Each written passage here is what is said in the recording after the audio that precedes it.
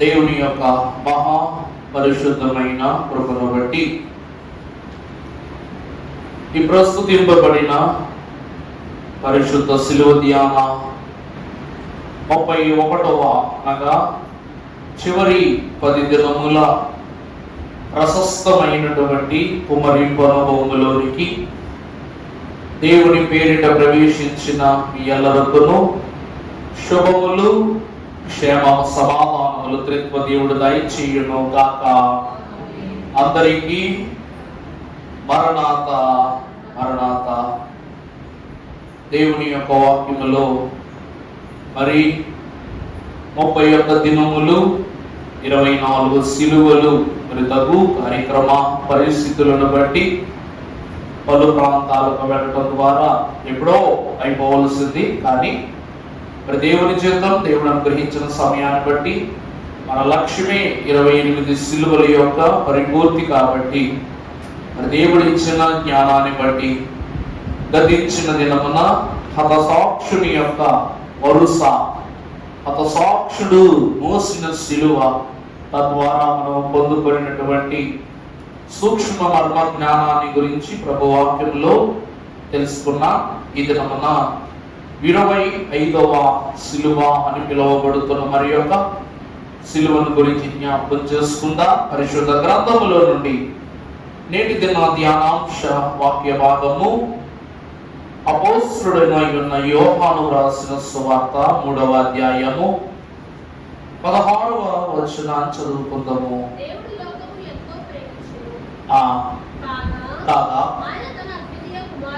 కాగా ఆయన తన అద్వితీయ కుమారునిగా పుట్టిన వాని యందు విశ్వాసముంచు ప్రతివాడును నశింపక నిత్య జీవము పొందునట్లు ఆయనను అనుగ్రహించెను. ప్రార్థన చేసుకుందాం.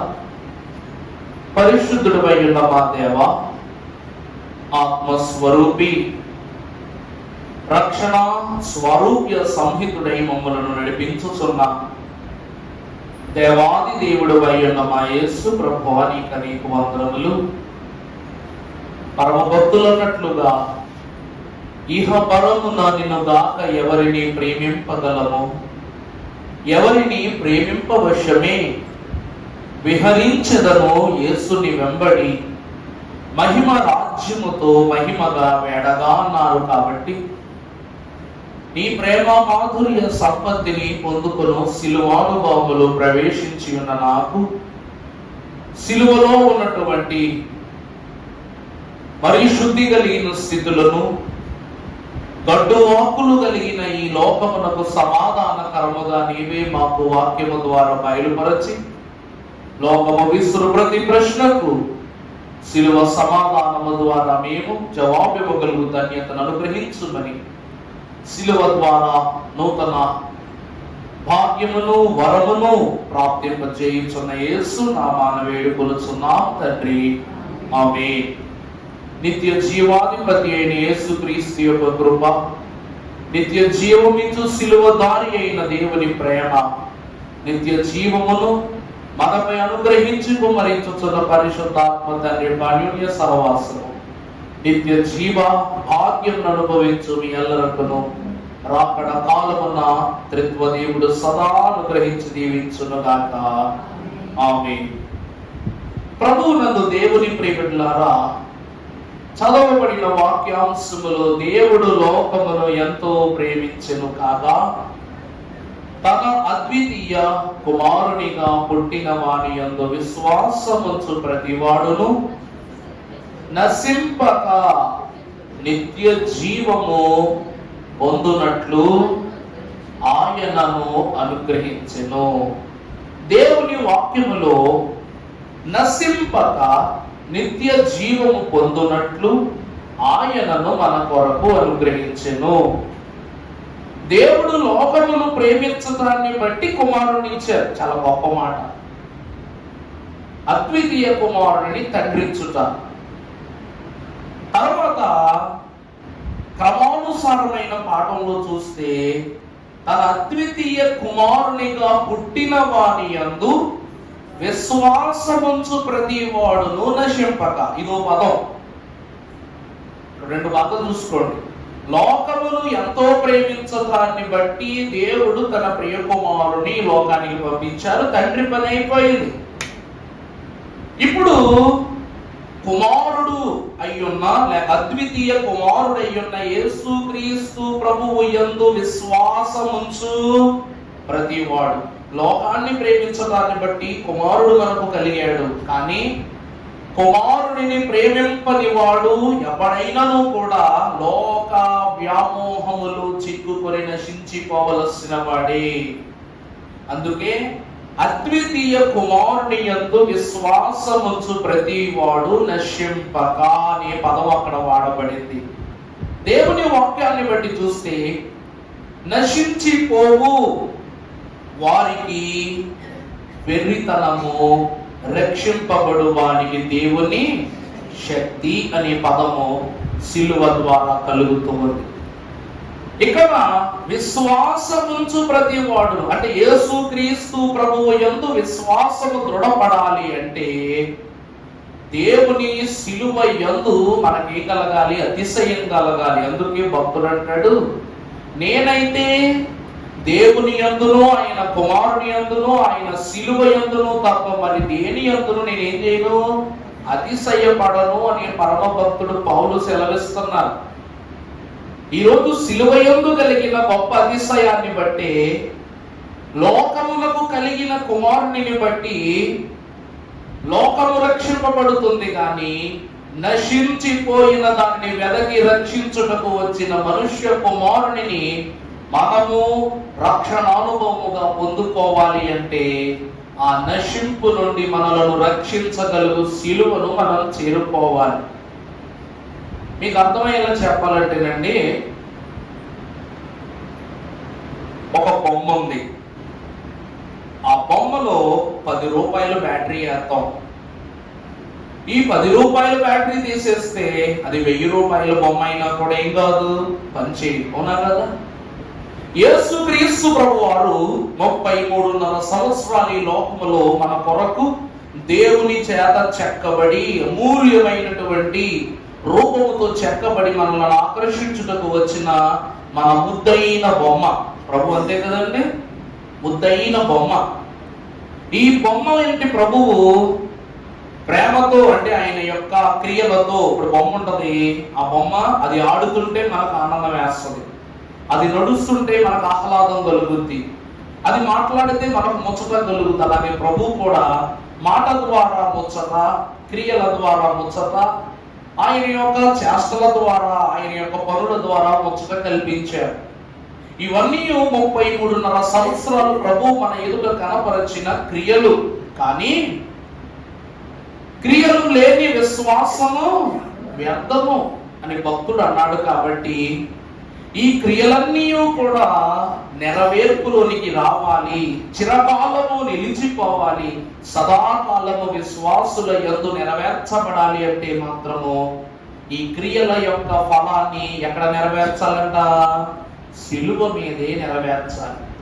అంటే 6 గడియలు వేలాడబడబోవు సిలువలో ప్రభువు చేసిన సర్వ దీవెన ఫలములు, శ్రమ ఫలములు, రక్షణ ఫలములు అన్నీ కూడా ఇమిడిపోయి ఉన్నాయి.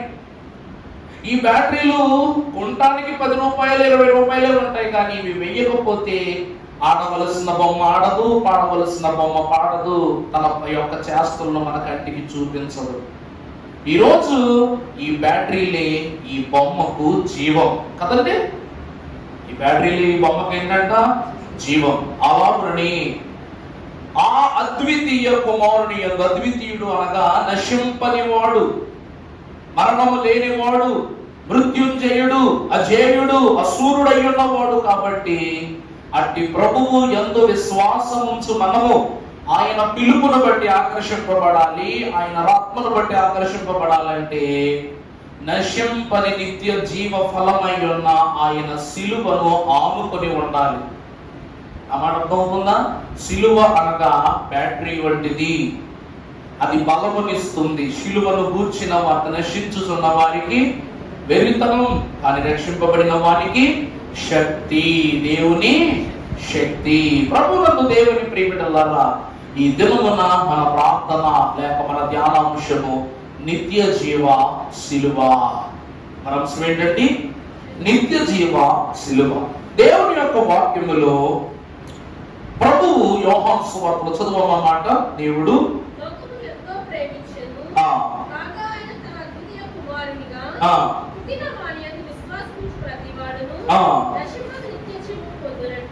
నశించక, అర్థమైందండి?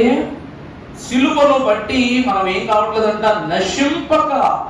సిలువ మనల్ని రక్షించడం మాత్రమే కాదంట, ఏం చేస్తుందంట? సిలువ ద్వారా మనకు నిత్య జీవాన్ని అనుగ్రహిస్తూ ఉన్నదట. నిత్య జీవము పొందునట్లు ఆయనను మనకు అనుగ్రహించెను. ప్రభువునందు ప్రియబిడ్డలారా, గతించిన దినములో సిలువ అనగా క్షమ అని చెప్పుకున్నాం. సిలువ క్షమాపణనిచ్చేది. రెండవది సిలువ అనగా ప్రేమ అని చెప్పుకున్నాం. మూడవది సిలువ అనగా శ్రమ అని కూడా చెప్పుకున్నాం. ప్రభు మన కొరకు శ్రమ పడ్డాడు కదా. ఎవరైతే నన్ను అనుసరించాలనుకుంటున్నారో, నా ఎదురు నిలబడిన వాళ్ళు వాళ్ళ సిలువను ఎత్తుకుని నడవాలన్నారు. శ్రమ అనుకున్నాం. తర్వాత సిలువ అనగా సమాధానం అన్నాం. రాజులైనా పేదలైనా గొప్పవారు ఎవరైనా కూడా ఆ సిలువ యొద్దనే సమాధాన పడ్డారు.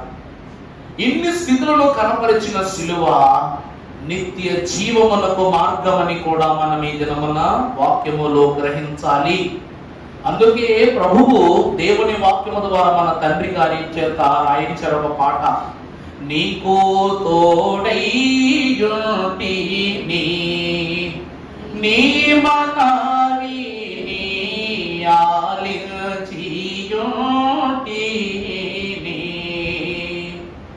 అన్నిటి నుండి నిన్ను ఆదరించిన తండ్రి ఆనందముతో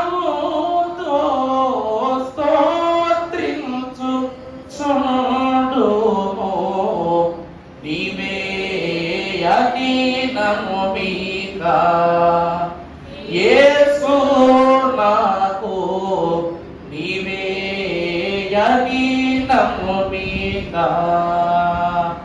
ఇది నశించిపోని స్థితికి సూత్రమై ఉన్న కీర్తన.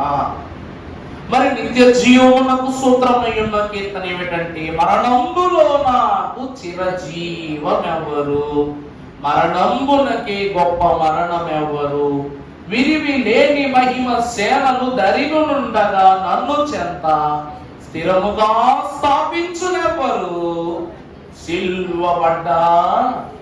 అర్థమైందా అండి? ఆయన మరణమైపోతున్నారు కానీ నీకేమిస్తున్నారంట? చిరజీవనాన్ని ఇస్తున్నారు. మరణమునకే ఆ సిలువ పైన ఏమిస్తున్నారంట? మరణాన్ని ఇస్తున్నారంట. విరివి లేని మహిమ సేనలు దరినినున్నను అంటే నన్ను ముంచివేయుటకు, నశింపచేయుటకు, హతము చేయుటకు, నా పాప నిమిషమై నన్ను దోషిని చేయుటకు మహిమ సేనలన్నీ కూడా ఈ దినమున నాకు వ్యతిరేకమై ఉన్నా లేక నాకు సహకారమై ఉన్నా కూడా వాటి వల్ల లేకపోతే వాటి సమక్షములో స్థిరముగా నన్ను దేవుడు ఏం చేస్తున్నాడు? ఈ పాపిని స్థాపిస్తున్నాడు. ఆ మాట అర్థమవుతుందండి? పరిశుద్ధులు, భక్తులు, దూతలు, దేవుడు కూడా ఆ సిలువ సముఖంలో ఉన్నారు. ప్రభువుకు ఏం జరుగుతున్నప్పుడు? మరణము జరుగుతున్నప్పుడు వీళ్ళందరి ఎదుట పాపినైన నన్ను దేవుడు ఎలా స్థాపిస్తున్నాడు? స్థిరముగా స్థాపిస్తున్నాడు. పాపివని నీకెవడు చెప్పెను, నీవు పాపనుడవై ఉండగను, శాప మరణము రాదు నీకు, చావును చంపిన జీవము నేనేనని చెప్తూ నిన్ను స్థిరముగా స్థాపించును ఎవరు? సిలువబడ్డా యేసుక్రీస్తే.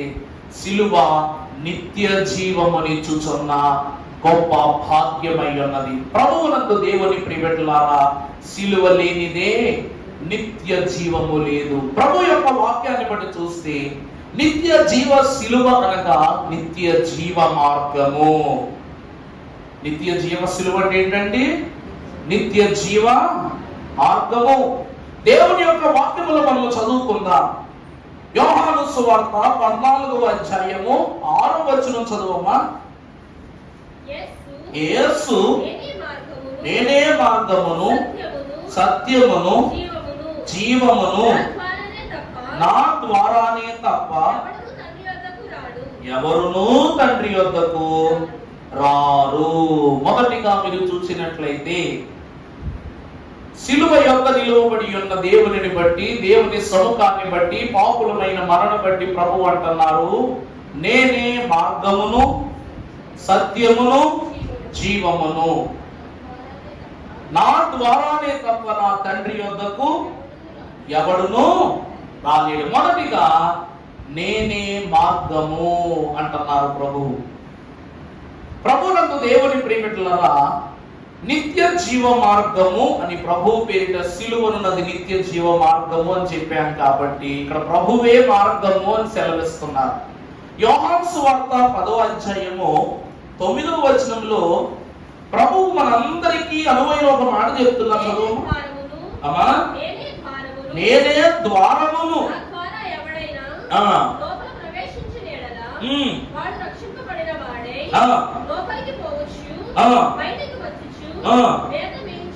మేత మేయుచుండును. మొదటిగా చూస్తే ప్రభు ఏమన్నా, నేనే మార్గమును అన్నారు, నిత్య జీవ మార్గము అన్నారు. ఇప్పుడు ప్రభు ఇక్కడ ఏమంటున్నారు, నేనే ద్వారమును, నా ద్వారా మాత్రమే ఎవడైనను లోపలకు ప్రవేశించిన ఎడల వాడు రక్షింపబడును. జీవ మార్గమును నీవు నాకు ఉపదేశించితివి, జీవ మార్గమును నీవు నాకు ఉపదేశించితివి. ప్రభువునందు దేవుని ప్రియబిడ్డలారా, దేవుని యొక్క వాక్యాన్ని బట్టి మనము చూస్తే ప్రభువు జీవ మార్గమును మనకు ఉపదేశించిన స్థలము ఈ పరిశుద్ధమైనటువంటి సిలువే. నేడు నీవు నాతో పరదైసులో నుందువు. ప్రభు మార్గం కాబట్టి తన గొర్రెను తనతో వెంట పెట్టుకుని ప్రశస్త స్థలమైన పరదీసులోనికి వెళ్ళారు. నేడు నీవు నాతో పరదీసులుందు అన్నారు. గొర్రెలు పోవు ద్వారం అనగా మనమందరము కూడా గొర్రెల వలె దారి తప్పిన వారం అయిపోయాం. అలాంటి మనలందరినీ గలిబిలి కలిగిన ఒకప్పుడు ఈ గొర్రెలన్నిటికీ కూడా ఏం కలిగిందట, బాబేలు గోపురం దగ్గర గలిబిలి కలిగింది. ఆ కట్టడమును కట్టున్నప్పుడు మనము చెదిరిపోయి కాపరి లేని వారమైపోయి పలు దేశాలలో, పలు ప్రాంతాలలో, పలు భాషలలో ఇమిడిపోయిన మనలను మరలా సిలువ యొద్దకు చేర్చి మనందరికి ఏం చేస్తున్నట్ట, రాకడ కాలమునకు ప్రవేశించుటకు రక్షణ ద్వారాన్ని ప్రభు తెలియజేస్తున్నాడు. ఎవరు నా ద్వారా ప్రవేశించబడుదురో వారు రక్షింపబడుదురు. చదివారా లేదు అందులో? నా ద్వారము గుండా ఎవరైతే ప్రవేశిస్తారో వాళ్ళు ఏమవుతారంట, రక్షింపబడుదురు. దానిని బట్టి చూస్తే సిలువ అనగా నిత్య జీవ సిలువ అనగా నిత్య జీవ మార్గము. అర్థమైందండి? ఈ ద్వారం గుండా వెళ్తే మనం ఎక్కడికి వెళ్తామంట, జీవ మార్గములోనికి వెళ్తాం, నిత్య జీవ మార్గములోనికి వెళ్తాం. ప్రభు అంటున్నారు, నేనే అంటున్నారు. రెండవదిగా చూస్తే యోహాను 17:4 మనం ఒకసారి చదువుకున్నట్లయితే,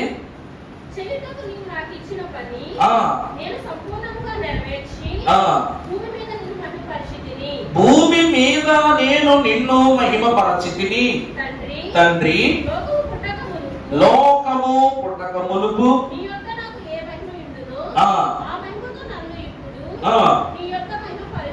నీ యొద్ద మహిమపరచును. 3వ వచనం కూడా చదువమ్మా. అద్వితీయ సత్య దేవుడవై ఉన్న నిన్నును, నీవు పంపిన యేసుక్రీస్తును ఎరుగుటయే నిత్య జీవము. రెండవదిగా ఏమిటంటే ప్రియులారా, నేనే మార్గమును అన్నారు. రుజువు అయిపోయింది ప్రభువే మనకు ద్వారం అని సిలువ బట్టి. రెండవది, ప్రభువు సిలువలో మన కొరకు 7 సత్యాలు పలికారు. 7 మాటలు, 7 సత్యములు.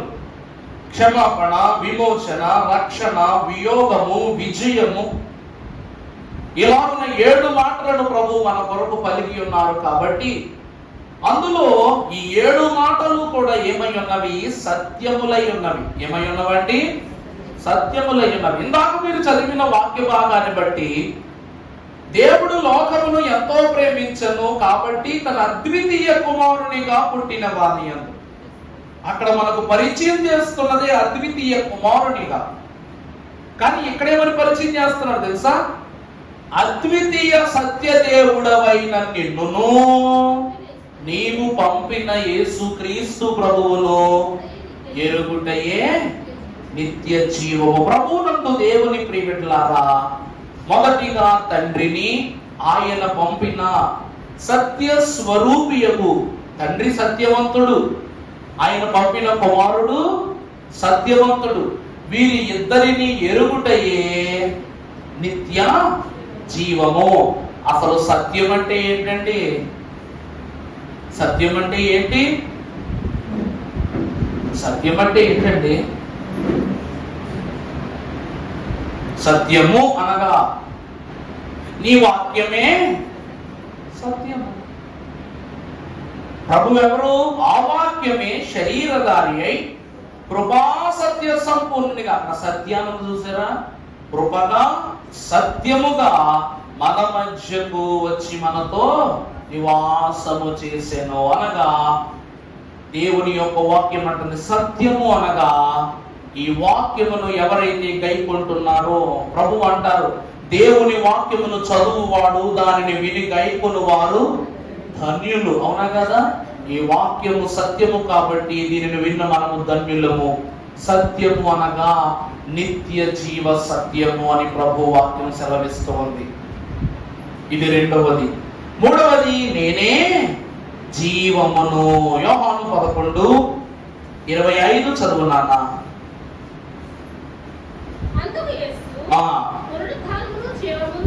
నేనే విశ్వాసముంచు ప్రతివాడు బ్రతుకును, ఎన్నటికి. ఈ మాట నువ్వు నమ్ముచున్నావా? చెప్పండి, ఈ మాట మీరు నమ్ముతున్నారా? పునరుద్ధానమును జీవమును నేనే. జీవము అనగా ప్రభువు తన పునరుద్ధానము ద్వారా మనకిస్తున్నది జీవము కాదు, నిత్య జీవము. నేనే మార్గము, గొర్రెలు పోవు ద్వారము నేనేనని ప్రభువు సెలవించుకున్నారు. అదే ప్రభువే అంతిమ ద్వారం కూడా మనకి. రెండవది నేనే సత్యము. ఆయన వాక్యే సత్యం, ఆయన జీవితమే సత్యం, ఆయనలో అసత్యం ఏమీ లేదు. అందుకే పిలాతుడు అంటాడు ఏమని? నేను ఆయనలో దోషమును కనుగొనలేకపోయాను. ఎందుకంటే ఆయన సత్య స్వరూపి యొక్క ఆత్మ మీ మీదకు వచ్చినప్పుడు మీరేం పొందుతారంట? శక్తిని పొందుదురు. దేవుని యొక్క మనం ఏం పొందుకుంటాం? శక్తిని పొందుకుంటాం. ఆయన సత్యం కాబట్టి ఆయన నిత్య జీవ సత్యం. ఇప్పుడు మాట్లాడినా, రేపు మాట్లాడినా, ఎల్లుండ మాట్లాడినా కూడా వాక్యములో అక్షరం మారుతుందా? వివరం మారుతుందా? విధానం మారుతుందా? కోట్ల మంది బోధించిన ఇందులో మహిమే ఉంది, కానీ ఇందులో ఎక్కడైనా మలినం ఉందా? అందుకే వాక్యము మనకు సత్యం. ప్రభు అంటారు నా వాక్యము నీ పాదాలకు దీపం, త్రోవకు వెలుగు. జ్ఞాన మార్గమును నీవు నాకు ఉపదేశించి ఉన్నావు అన్నారు. దేవుని యొక్క ప్రియబిడ్డలారా, రెండవది ప్రభువే మనకు సత్యము, నిత్య జీవ సత్యాన్ని ఇచ్చే వాక్యం అయి ఉన్నారు. ఈరోజు సిలువ యందు మనకు వాక్యం దొరికిందా లేదా? వాక్యం దొరికిందా లేదా? యోహానుకు తల్లికి యోహానును అప్పగిస్తున్నారు. దొంగకు రాజ్యాన్ని ఇస్తున్నారు. చేరి వచ్చిన మనకు క్షమాపణనిస్తున్నారు. దప్పిగొలుచున్నానని చివరికి తాను మన నిమిత్తమై పోరాడి ఆత్మల రక్షణ కొరకై దప్పిక పడుతున్నారు. ఏలి ఏలి లామా సబక్తాని అంటున్నారు. అంటే ప్రభువును తండ్రి విడిచిపెట్టారని అక్కడ అడగట్లా. గ్రహించండి, నా దేవా నన్నేదో చేయి విడిచిపెట్టావు అంటే దాని అర్థం ప్రభు ఏంటి ఉన్న పడంగా నా చెయ్యి విడిచిపెట్టావని చెప్పి స్వార్థంగా అడుగుతున్నారు ఏంటి అనుకుంటారు లోకంలో ఉన్నాడు. అందరూ నా చెయ్యి విడిచిపెట్టావు. ఎందుకో చెప్పిన తండ్రి గాని కుమారుని చెయ్యి విడిచిపెడితే మనం అనాథలం అయిపోతాం. అర్థమైందా అండి? ఎందుకంటే ప్రభువు 139వ దావీదు కీర్తనలో ఒక అద్భుతమైన మాట అంటారు 7వ వచనం చివరిలో. ఏమిటంటే తల్లిదండ్రులు నిన్ను విడచినను కూడా, ఒకసారి చదువున 7వ వచనము, నేను ఎక్కడికి పోవుదును, నేను ఎక్కడికి పారిపోవుదును,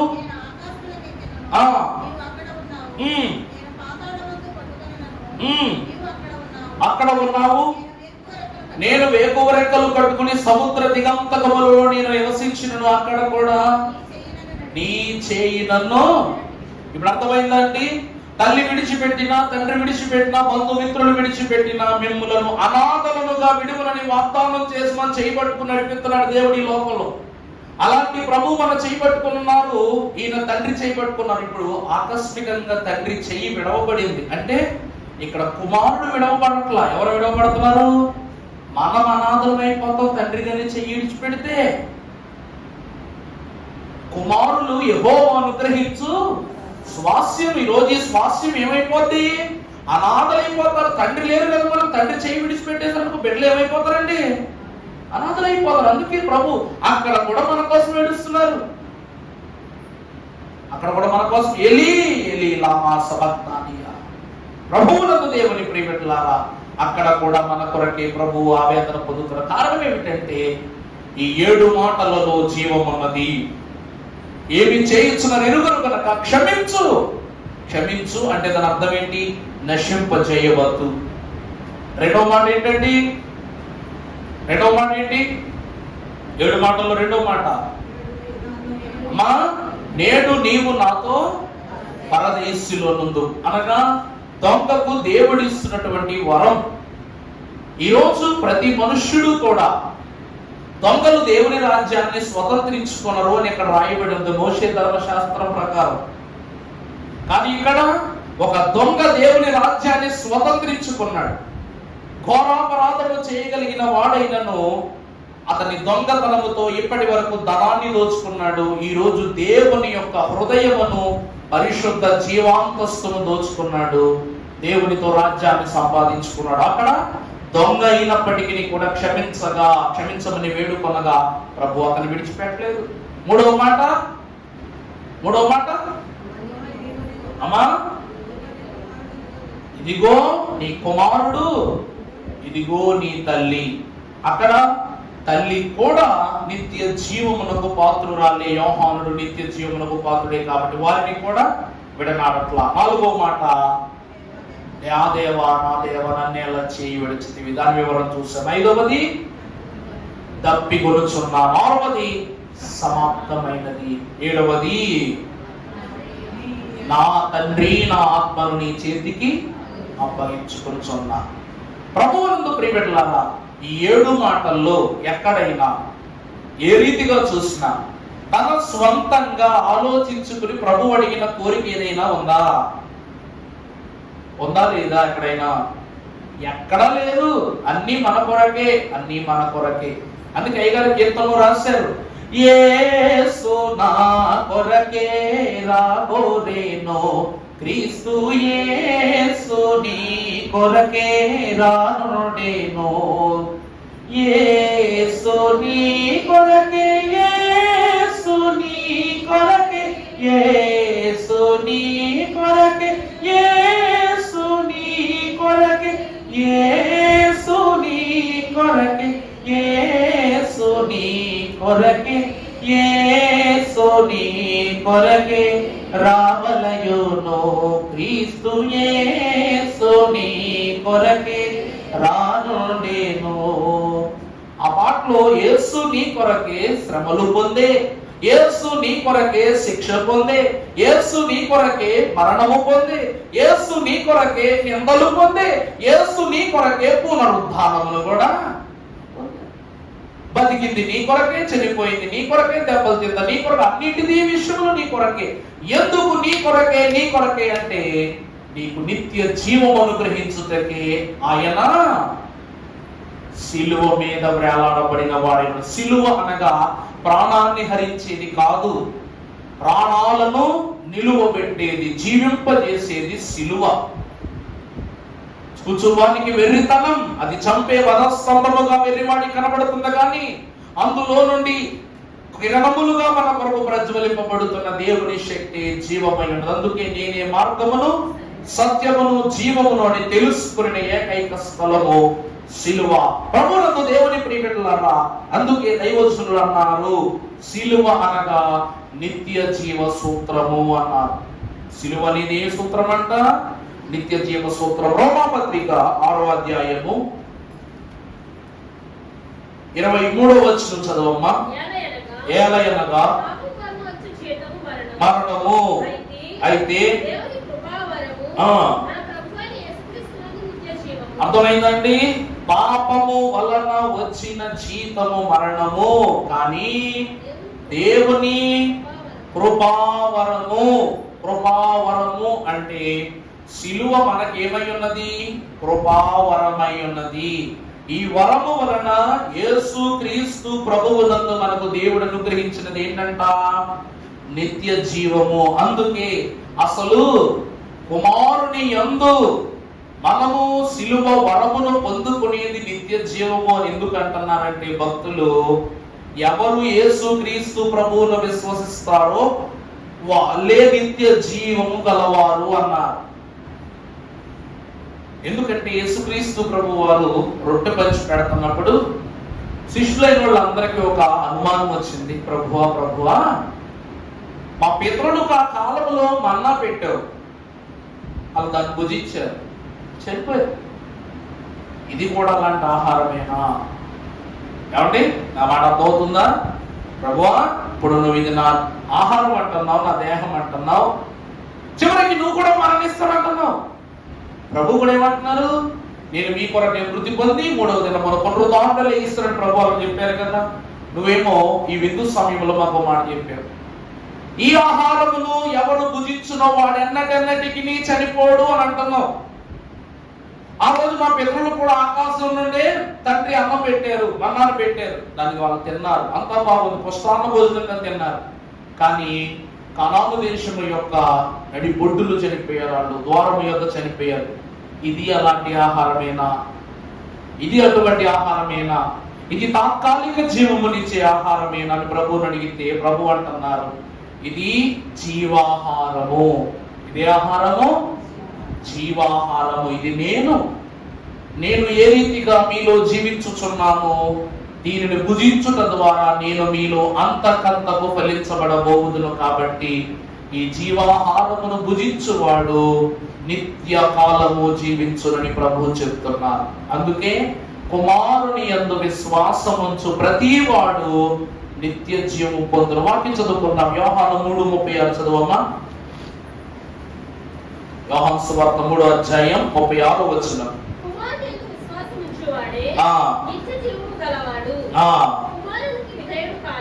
కుమారునికి విధేయుడు కానివాడు జీవమును. అర్థమైందా నిన్నమాట? ఇస్కరియోతు యూదా ప్రభుతో నడిచినంత కాలము జీవింపబడ్డాడు. ఎప్పుడు ప్రభు విడిచిపెట్టాడు ఏమైపోయాడంట? చనిపోయాడు. అవునా కదా? తన యందు విధేయత చూపని వాడు ఏమవుతాడంట? నిర్జీవుడైపోతాడు. దైవజనుడు దేవదాసశేఖర్ మనకి ఎంత పాటలో రాశాడు. ఏమని? పరమాదేవుడేనా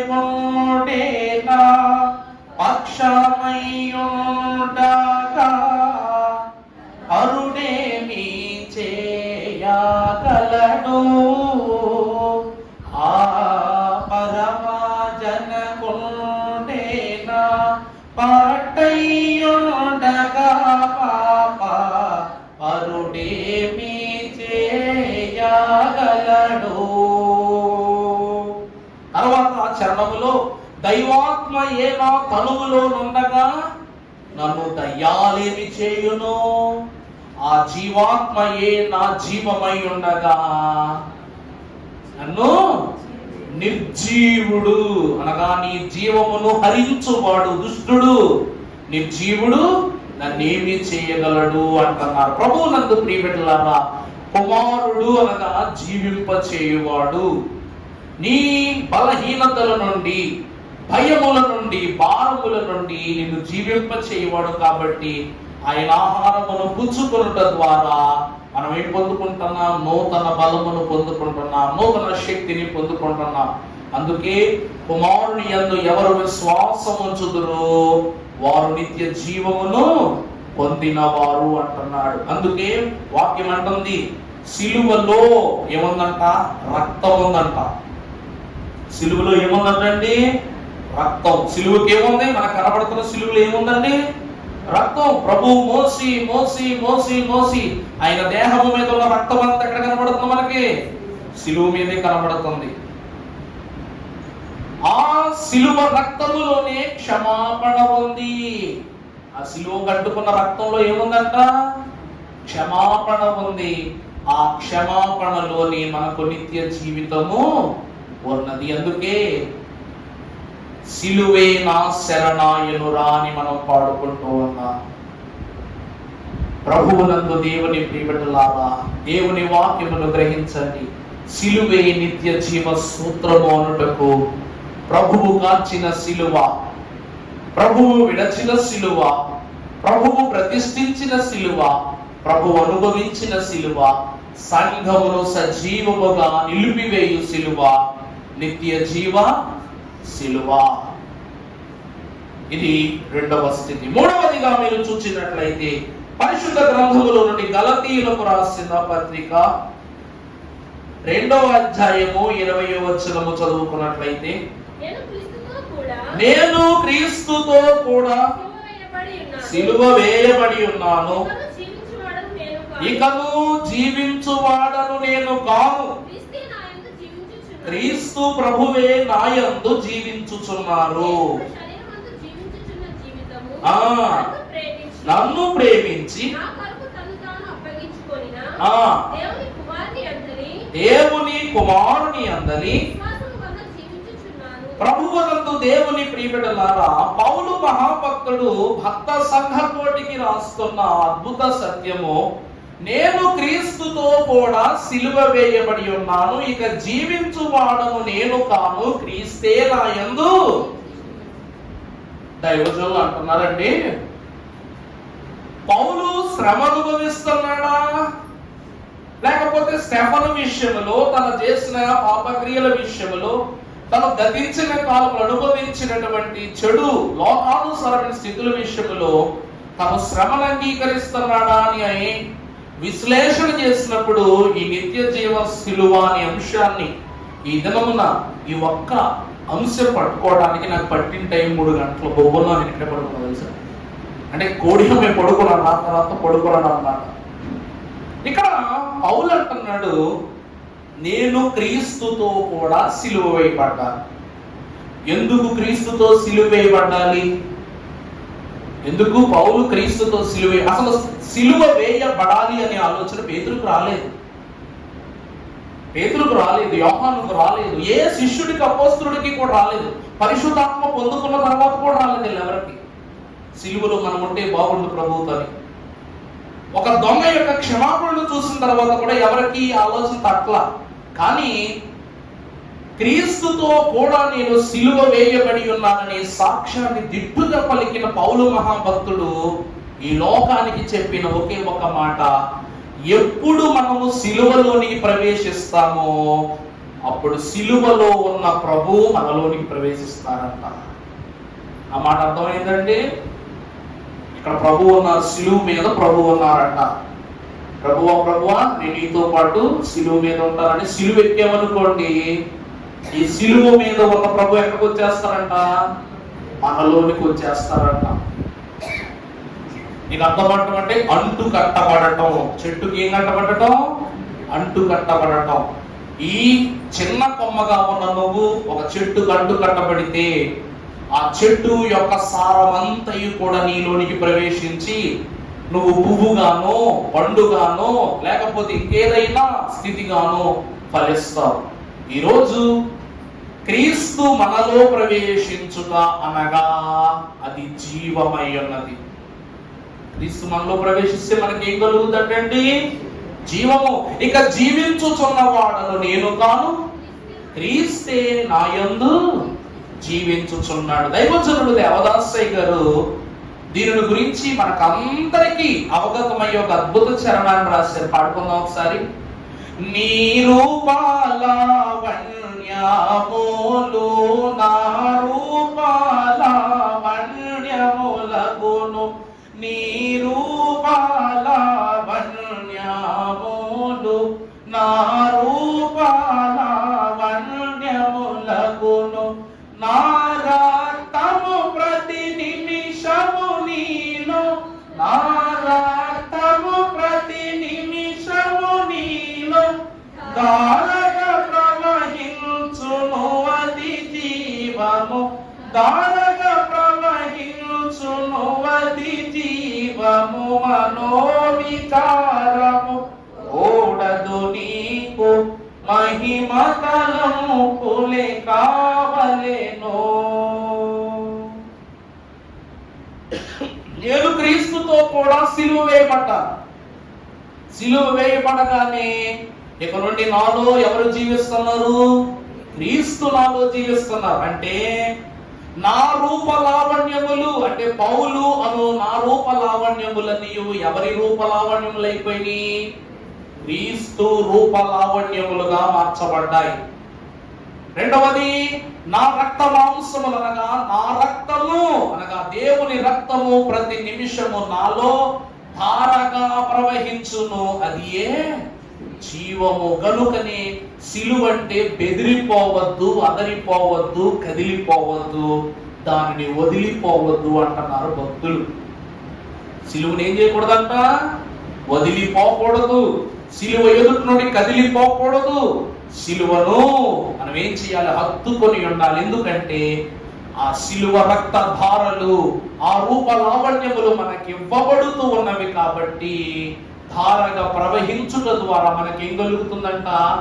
జీవము కలుగుతుంది, నిత్య జీవము కలుగుతుంది. అందుకే పౌలు నేను క్రీస్తుతో కూడా సిలువ వేయబడ్డాను. ప్రభునందు దేవుని సంఘమైన వారలారా, నిత్య జీవమనగా ద్వారము, నిత్య జీవమనగా మార్పు, నిత్య జీవము అనగా దేవుని యొక్క రక్షణ నిమిత్తమై దేవుడు మనలోనికి ప్రవేశించుటకు దేవుడిచ్చిన అవకాశం. పరిశుద్ధుడకు దేవుని యొక్క వాక్యమును మనము చూసినట్లయితే, పరిశుద్ధుడకు యోహాను రాసిన మొదటి పత్రిక 1వ అధ్యాయం 7వ వచనం మనం ఒకసారి చదువుకున్నట్లయితే,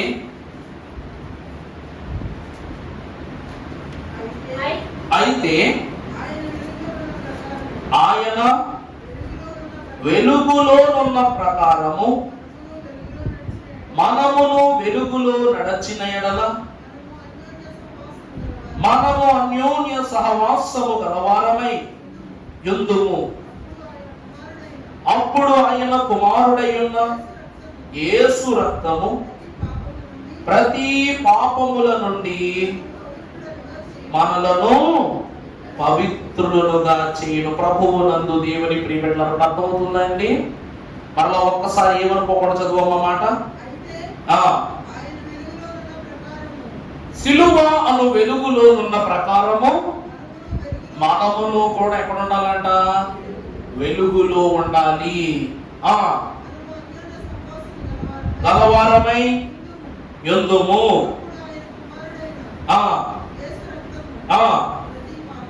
ప్రతి పాపము నుండి, అప్పుడే మనల్ని ప్రభు ప్రతి పాపము ఆయన రక్తం ఏం చేస్తంట? అర్థమైందా? నీ రూప లావణ్యం నా రూప లావణ్యం అవడం అంటే ఏంటి? పవిత్రపరచడం, పరిశుద్ధపరచడం. దేవుని రూపము మనకి ఇవ్వబడటం అంటే సర్వసాధారణమైన వరము కాదండి. దేవుని ప్రియబిడ్డలారా గమనించండి, దొంగ రాజ్యాన్ని అడిగాడు, కానీ పౌలు దేవుని రూపాన్ని అడిగాడు. అర్థమైందండి? దేవుడు చెయ్యి పట్టుకుని వెళ్ళటానికి, దేవుడు భుజం మీద చెయ్యేస్తే వెళ్ళటానికి చాలా తేడా ఉంది. ఇప్పుడు ఎమ్మెల్యే గారితోనండి మనం పెళ్లికి వెళ్ళాం అనుకుందాం. ఆయన వెనకాల 10 మంది ఉన్నారు, 10 మందిలో ఒక్కడు. ఎవరైనా లాపారు అనుకోండి, ఎమ్మెల్యే గారు తాలూకండి అంటాం, అవునా కదా? ఆయనతో వచ్చావు కాబట్టి ఏమంటాం? అలాగయ్యా అన్నా అనుకోడు, ఎమ్మెల్యే గారితో వచ్చానండి అంటాం. అలాగా, సరే వెళ్ళు అంటారు. అదే ఎమ్మెల్యే భుజం మీద చేసి తీసుకెళ్ళాడు అనుకోండి, ఆపుతాడు, నిన్ను ఆపుతాడా? రండి సార్ ప్లీజ్ అంటాడు. కారణం ఏంటి? నేడు నీవు నాతో పరదేశుడు, కానీ పౌలు నాతో అనుకోవట్లా, నాలో ఉండాలి ప్రభు అనుకుంటున్నాడు. అర్థమైందా? చెయ్యి పట్టుకోవడానికి, భుజం మీద చెయ్యేసి నావాడు అని గర్వంగా తీసుకుని వెళ్ళడానికి చాలా తేడా ఉందండి. ఇక్కడ చెయ్యి పట్టుకుని వెళ్ళిన వాడు దొంగ అయితే, కిరీటము పెట్టించుకుని వెళ్తున్న వాడు పౌలు. సిలువ ద్వారా ఎన్ని తెలుసుకోవాలో అన్ని మర్మాలు క్లుప్తంగా తెలుసుకున్న గొప్ప హృదయము జ్ఞానము గల పరిచారకుడు పౌలు మహాభక్తుడు. ఎఫెసీ పత్రిక 1వ అధ్యాయము 7వ వచనములో మనం చూస్తే ఆయన బట్టి ఆ ప్రియుని యందు అర్థమైందండి. ఇప్పుడు దొంగ ఓ యేసు లేకపోతే ఓ రక్షక, నీవు నీ రాజ్యముతో వచ్చినప్పుడు నన్ను జ్ఞాపకం చేసుకో. అక్కడ రక్షకునిగా చూస్తున్నాడు. కానీ పౌలు అలా చూడట్లా. తనలో ఇమిడిపోయాడంటే ఎవరైనా ప్రియుడు.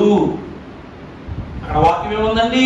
దేవుని కృపా మహదైశ్వర్యమును బట్టి ఆ ప్రియుని యందు ఆయన రక్తము వలన మనకు విమోచనము, అనగా అపరాధములకు క్షమాపణ మనకు కలిగినది. కాలము పరిపూర్ణమైనప్పుడు జరగవలసిన బట్టి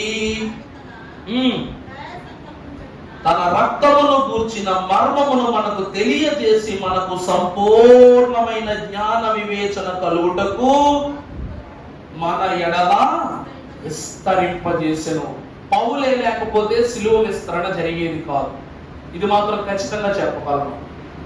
ఇదే కదా ఏ సేవకుడైనా పౌలును ఉపయోగించకుండా సిలువను విస్తరింప చేయలేడు. ఎందుకంటే క్రీస్తు తరువాత సిలువ భారాన్ని, బాధ్యతను, యోగ్యతను, ధన్యతను మోసిన ఏకైక భక్తుడు, అంతర్ధాన శిష్యుడు, అంతరంగ పురుషుడు పౌలొక్కడే.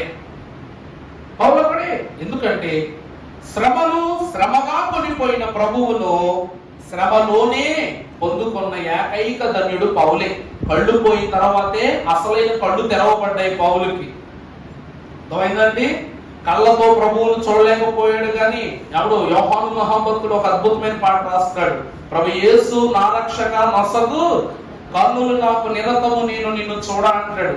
పౌలుకు దేవుడు ఈ రెండు కన్నులను చీకటి చేసినప్పుడు తన హృదయమును కంటితో ప్రభువు యొక్క ఆత్మీయ వేదనంతా చూస్తాడు, చీకటినంతా చూస్తాడు. అందుకే అంటాడు, సౌలా సౌలా నీవు నన్ను ఎలా హింసించుచున్నావు? ఆనాడు రోమీలు హింసించిన దానికన్నా, నా స్వంత ప్రజలు హింసించిన దానికన్నా నేను ఆ దినమున వేయలేని కేక ఈ రోజు నీ వలన వేస్తూ ఉన్నా. బిగ్గరగా శిలువ మీద నేను వేసిన కేక ఈ రోజున అంతరంగముగా నీ నిమిత్తమై నేను అరుస్తూ ఉన్నాను. దానికి కారకుడు ఎవరు? నువ్వే. నేను మరలా సిలువను ఎత్తుకున్నానంటే, మరలా సిలువ వేయబడుతున్నానంటే, సిలువ మొప్పిడిని నేను పొందుతున్నానంటే కారకుడు ఎవరు? నువ్వే సౌలా. నన్ను హింసిస్తున్నావు నువ్వు. నాపై తగిలిన బహిరంగ దెబ్బల కన్నా నువ్వు కొట్టిన దెబ్బ చాలా బలంగా తగిలిందని ప్రభువే తనను తాను విలపించుచు పౌలు ఎదుట తన మనవిని చూపించారు. దేవుడికి ఇవ్వడము, దేవుడికి చెప్పటము, దేవుడికి ఆజ్ఞ ఇవ్వటమే తెలుసు. కానీ దేవుడే నోరు తెరిచి ఒక మనుష్యుడి దగ్గర ఒక మాటను పంచుకున్నాడు, ఒక బాధను పంచుకున్నాడంటే ఆ మనుష్యుడు, ఆ భక్తుడు పౌలు ఒక్కడేనండి. అర్థమైందా? సమయలు నువ్వు ఎందుకు భక్తి చేయట్లేదు? లేకపోతే మొదటి రాజైన సౌలు నేను నీకు చెప్పింది ఏంటి, నువ్వు చేస్తుంది ఏంటంటే వాళ్ళెవరిని గద్దించని దేవుడు ఒక్క సౌలు దగ్గరే ప్రవక్త అయిన ఆ సౌలు ఈ సౌలు ఒక గోత్రం వాళ్ళే. కంగారు పడబాకండి. అర్థమైందండి? మొదటి రాజైన సౌలు, అపోస్తుడైన పౌలు ఇద్దరు కూడా ఒకే గోత్రికులు. దేవుని వాక్యాన్ని బట్టి ఏ ప్రవక్తను ఏ రాజును కూడా గద్దించని దేవుడు, విలపించని దేవుడు. మరి యిర్మీయా ఎంత ఏడ్చాడంటే, యిర్మీయా ప్రవక్త ఎంత ఏడ్చాడు అసలు? ప్రతి ఒక్కరు దేవాలయాలు నాశనం అయిపోయినాయి, ధ్వంసమైపోయినాయి. మొత్తం దీపస్తంభాలను, రొట్టెల బల్లలను, పరిశుద్ధ ఉపకరణములన్నింటినీ కూడా చెరలోనికి తీసుకుని వెళ్ళిపోయారు. ప్రతి దేవాలయము నుజ్జునుజ్జైపోయింది. యిర్మీయా కాలంలో బలులు ఎంత విస్తారమైపోయినాయి అంటే, బలి ఇవ్వాలంటే చాలు పావురాల నుంచి పక్షులు, పక్షుల నుంచి గొర్రెలు, గొర్రెల నుంచి ఆవులు, దున్నలు, దూడలు, ఏనుగులు, అవన్నీ అయిపోయిన తర్వాత పాపం పెరిగిపోయింది. ఇంకా ఏది ఇచ్చినా సరే ఏం కలుగుతులేదు, విమోచన కలగట్లా. కడుపులు పుట్టిన పిల్లలను బలి చేసి ఇవ్వటం మొదలు పెట్టారంట దేవుని సన్నిధిలో. చూసారంటే ఎలా మారిపోయిందో. ఇంకా పాపం పెరిగిపోతుంది. ఏ పాపం పెరిగిపోతే ఏం పంపించాలా? సమర్పణ పంపించాలి. ఒకవేళ బకాసురుడు అన్న రాక్షసుడు ఉండేవాడంట. ఆ రాక్షసుడు ఊరు మీద పడి ఏం చేసేవాడంట? ఊళ్ళు ఒకేసారి తింటా వెళ్ళిపోయేవాడు. మనుషుల్ని, గొడ్లని, పశువుల్ని, తిండిని అన్ని తినేసేవాడంట. అలా తింటూ అన్ని దేశాలు అన్ని రాజ్యాలు కవర్ చేసేస్తుంటే అప్పుడు దీని అంతటినీ కూడా ఎలాగైనా సరే అరికట్టాలని ఆ బకాసురుడితో ఆ దేశపు రాజు ఒక ఒప్పందం కుదుర్చుకున్నాడంట. ఏంటో ఒప్పందం? బాబు రాక్షస రాజా, నీకు ప్రతిరోజు కూడా బండెడు అన్నాన్ని, బండెకు కట్టిన 2 దున్నపోతులను, ఆ అన్నం పట్టుకొచ్చిన పనోడిని, దాంతో వచ్చిన పరిచారకుడిని ఒక్కో కుటుంబం నుంచి నేను పంపిస్తాను. వాటన్నింటినీ నువ్వు తినే, ఇలా ఊరి మీద పడబాకు, మా ఊరి చివరి పెద్ద గుహ ఉంది, ఇలా పడుకో అన్నాడంట. ఇలాగ రోజుకు ఒక్కొక్కరు ఇంటి మీద నుంచి ఎవరుంటలు పట్టుకుని వెళ్ళటం, ఆడికి ఆహారం అయిపోవడం జరిగింది. అలాగనే మనుషులు కూడా అంట పిచ్చుకులతో మొదలుపెట్టి, పావురాలతో మొదలుపెట్టి, గొర్రెలతో మొదలుపెట్టి, ఆవులు, ఏనుగులు, ఒంటెలు, దూడలు, ఇలాగ సుమాహులుగా ఇస్తూ చివరికి కడుపును పుట్టిన బిడ్డలను కూడా అక్కడ బలి అర్పణ చేసి, రక్తదర్పణం చేసి వారు పాపాల నుండి ప్రక్షాళన పొందేవారంట.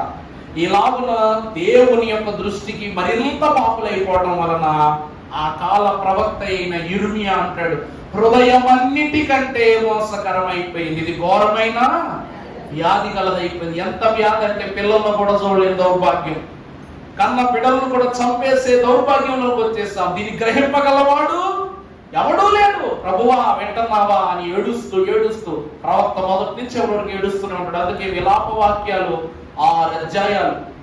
విలాపం అంటే ఏడుపు, ఆ ప్రతి మాట ఏడుపే. ఆ వాక్యాలన్నీ కూడా ఎలా ఉంటాయండి? ఏడుపు వాక్యాలే. 6 అధ్యాయాలు విలపిస్తూ రాశాడంట. ఆ ప్రవక్త యొక్క కన్నీటి విజ్ఞాపన శోధనకు ప్రతీకగానే దేవుడు వాళ్ళందరినీ చెరలోకి పట్టుకెళ్ళిపోయాడు. యిర్మీయా కాలములోని చెర ప్రారంభమైపోయింది. ఘోర చెర, మామూలు చెర కూడా కాదు, ఘోరాతి ఘోరమైన చెర. ప్రభునందు ప్రియబిడ్డలారా, ఈ రోజు దేవుని వాక్యము కూడా పౌలును బట్టి అంటున్నది ఏమిటంటే, పౌలు పెట్టిన హింస అంత ఘోరమైన హింస. నేను ప్రభు బిడ్డనంటే చాలు తల తీసేస్తాడంట, తల తీసేసేవాడు. ఈరోజు పౌలుని ఏమీ అనలేని ప్రభువేం కాదు, కానీ పౌలు చేస్తున్నటువంటి విధానాన్ని చూస్తే పౌలు దేవునికి వ్యతిరేకుడు కాదు, యేసుక్రీస్తు ప్రభువుకు వ్యతిరేకుడు. ధర్మశాస్త్రానికి కాదండి వ్యతిరేకుడు. దేనికి వ్యతిరేకుడు? కృపాశాస్త్రానికి వ్యతిరేకుడు. కత్తికి పదును ఎంత అవసరమో పట్టుకునే పిడి అంతే అవసరం.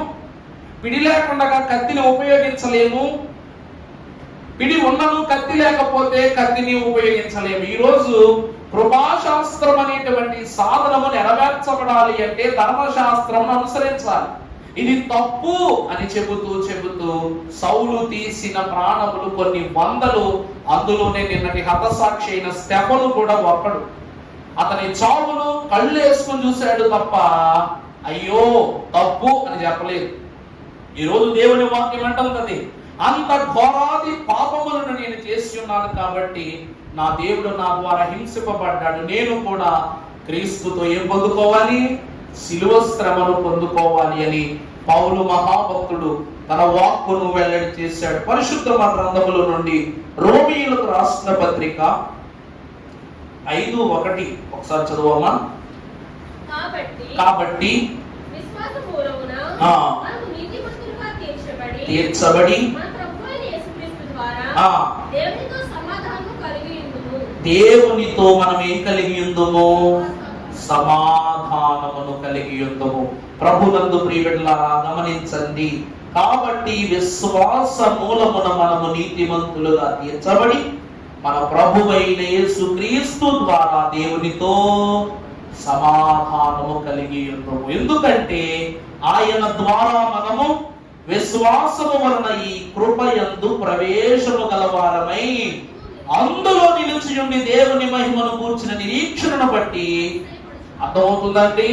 ఇక్కడ ప్రభువు దేనితో సమాధాన పరుస్తున్నారు అన్న సత్యాన్ని యేసుక్రీస్తు ప్రభువు శిలువ ద్వారా రుజువుపరచుట నిమిత్తమై పౌలు శిలువలో ప్రవేశించుటకు సిద్ధపడ్డాడు.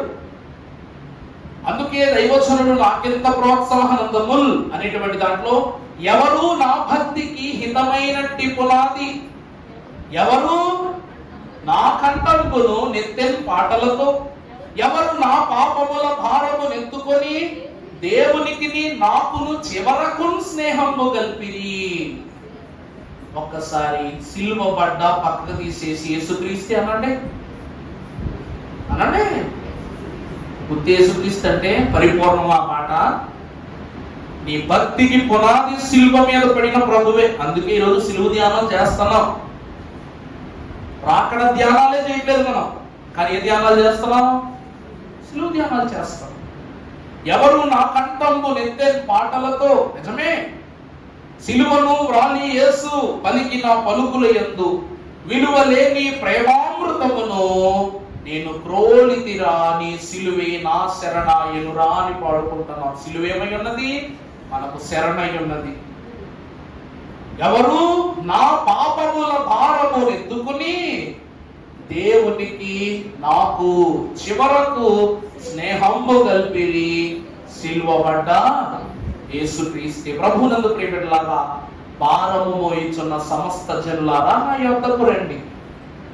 భారము నాది, విశ్రాంతి నీది. ఇది నేను నా చేతులలో ఇస్తున్న విశ్రాంతి కాదు, నా తండ్రి ద్వారా మీకు అనుగ్రహించుతున్న విశ్రాంతి అని సెలవిస్తున్నాను. మరి అంతటి సిలువ నిత్య జీవ సిలువ కాదా? దైవజనులు దేవదాసయ్య గారు అన్నారు, సిలువ వైపు నడుస్తున్న ప్రతి ఒక్కరూ కూడా రాకడ వైపు నడిచే భాగ్యమును సంపాదించుకున్న వారేనంట. ఎవరైతే సిలువ వైపు నడుస్తారో వారందరూ ఎటు వైపు నడుస్తారంట? రాకడ వైపే నడుస్తున్నారంట. సిలువను విడచి నడిచిన వారందరూ నరకము వైపే నడిపింపబడుతున్నారని గారు చెప్పారు. అందుకే సిలువే సాధనము, సిలువే సమృద్ధి, సిలువే సాక్ష్యము, సిలువే రక్షణ, ఆ సిలువే నిత్య జీవము అన్నారు.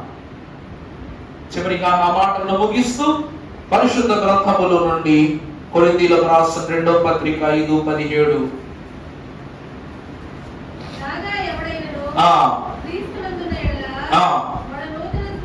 పాతవి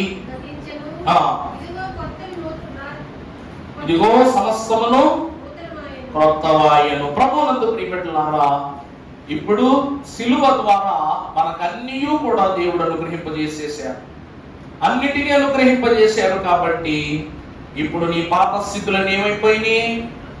గతించిపోయినాయి. నువ్వు అడుగుతున్నావు, ప్రభువా ఈ ఆహారం తింటే నాకేం కలుగుద్ది? నీ సిలువ యొద్దకు వస్తే నాకేం కలుగుద్ది? నీ సిలువ సన్నిధిలో ఉంటే నాకేం కలుగుద్ది? ఈ 40 రోజులు నేను ఉపవాసం చేస్తే నాకేం కలుగుద్ది?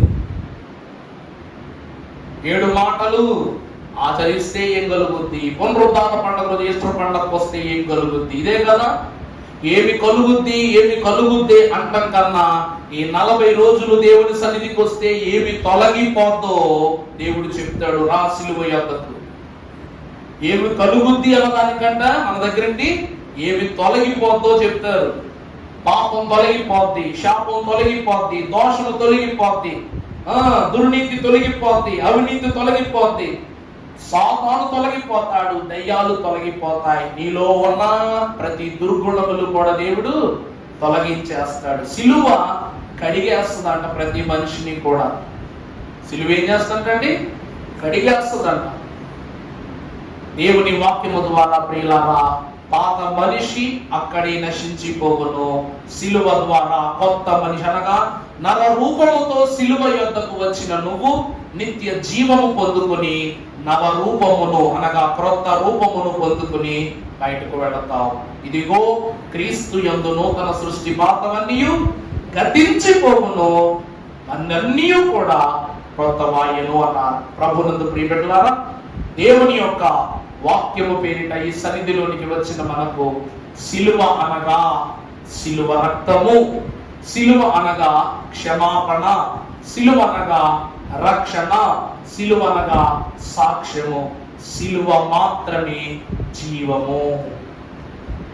యేసుక్రీస్తు ప్రభువు 30 సంవత్సరాలు ఎన్ని అద్భుతాలు చేశారో ఈ లోకము గుర్తించదు. కానీ 3.5 సంవత్సరాల కాలములో ఆయన చేసిన ప్రతి పరిస్థితి కూడా సిలువ మీదే పరిపూర్ణము చేసి ఉన్నారు. కాబట్టి ఆ సిలువ యందే ముక్తి, బలము చూచాం. సిలువలోనే మనం ఏం చూసారండి? ముక్తిని, బలమును ఆ సిలువలోనే చూచాం. అందుకే భాసిల్లెను సిలువలో పాపక్షమాన.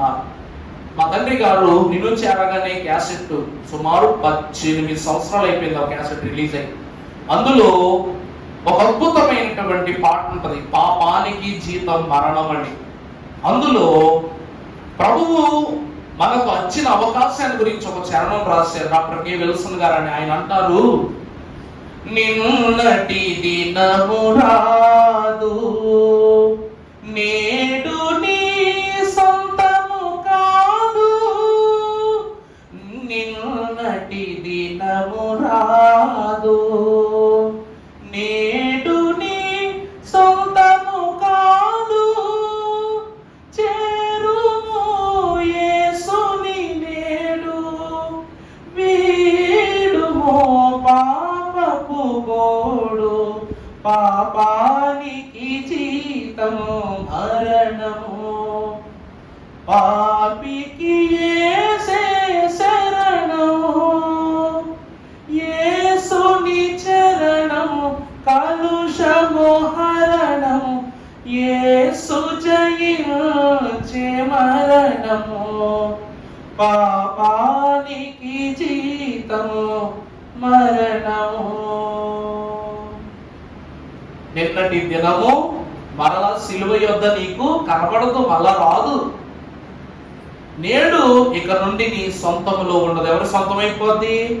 దేవుని సొంతమైపోద్ది. అందుకే చేరుము యేసుని నేడు, వీడుము పాపపు గోడు. పాపానికి జీతం మరణం, పాపికి యేసే శరణం. యేసుని చరణం కలుషమంతయు హరణం, యేసు జయించిన మరణం అన్నారు. కాబట్టి ప్రభునందు ప్రియబిడ్డలారా, పాపాన్ని విడిచిపెట్టడం, జీవాన్ని గ్రహించటం, రక్షణలో ప్రవేశించటం అన్నియు నిత్య జీవ శిలువ ద్వారా ప్రభు మనకిచ్చినటువంటి వరములు. కాబట్టి ఆ వరముతో దేవుని సన్నిధిలో నేనే మార్గమును, సత్యమును, జీవములను సెలవిచ్చిన దేవుడు ఈ 3 అద్భుతమైనటువంటి సత్యములను, నిత్య జీవములు ప్రవేశించు మనకు సిలువ ద్వారా ప్రభావితము చేసి దీవించును కాక.